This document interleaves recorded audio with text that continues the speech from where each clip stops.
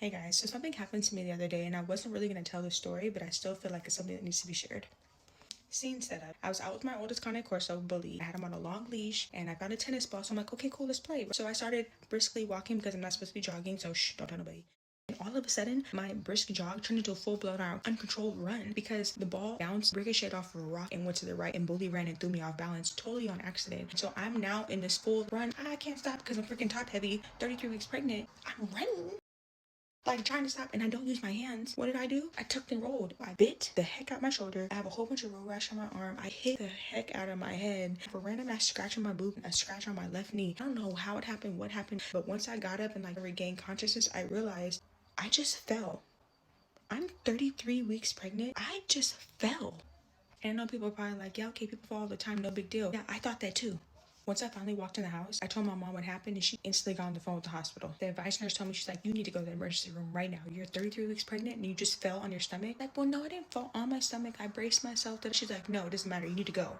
She said, no, matter of fact, I'm gonna put you on the phone with labor and delivery. Labor and delivery on the phone. They said, oh no, we're probably gonna hold you for 6 to 24 hours to make sure that you don't have early onset contractions.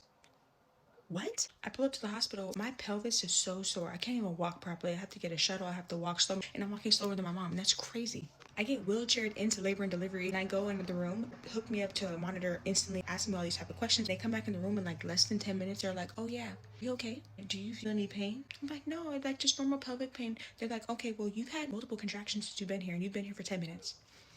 What? What? They're like, we're gonna have you sit here. We need to monitor all this. So then I hooked up to a monitor for an hour. I go into an ultrasound room and like pushing and prodding. And mind you, my pelvic hurts, having contractions, trying to move my son's head away from my pelvic area so she can get like deep down and find some shit. I don't know what was going on. All of that hurt. I get back to the room. They're like, yeah, we're gonna have to hold you for 7 to 24 hours because if your contractions don't stop, you might be having your baby at 33 weeks. Let me tell you, I have never felt so much remorse in my life. I felt like I hurt my son. I felt like I let my son down. But what I didn't realize was in that moment when I was falling, I was like going head first. I didn't want to use my hands to brace myself. Guess what I did? I naturally protected my son. My shoulder still hurts and it's been days now. I sacrificed my body on hard paved dirt with rocks. I have tons of road rash on my arm and I only have all this damage to my body because I protected my stomach. My stomach has no scratches. I hit my head and almost felt like I lost consciousness. Bully like was like on me licking me and like trying to help me up. When the doctor was telling me like my uterus is irritated, like my placenta wasn't damaged, but I could potentially be having my son, I literally started crying. I felt like I let my son down. In the back of my mind, I feel like God was talking to me and saying, this is just showing you how good of a mom you're gonna be. It takes situations for you to be in, for you to realize how strong you are. And this is the message I want to get to you. For moms and moms to be who doubt yourself, you doubt the strength that you have, you doubt the love that you have for your child. Your love, your resilience, your strength, your determination, your willingness to sacrifice yourself for your child is undeniable. It's innate. It's in you. Never doubt yourself. Give yourself grace. Love yourself. Take care of yourself. Your mental health is so important. The nurse telling me that I could potentially have my baby that day, I hadn't gone through the spiritual warfare that I had been going through for the last few years now and overcoming the devil's tricks. That would have scared me. That would have made me feel, oh gosh, I can't even imagine.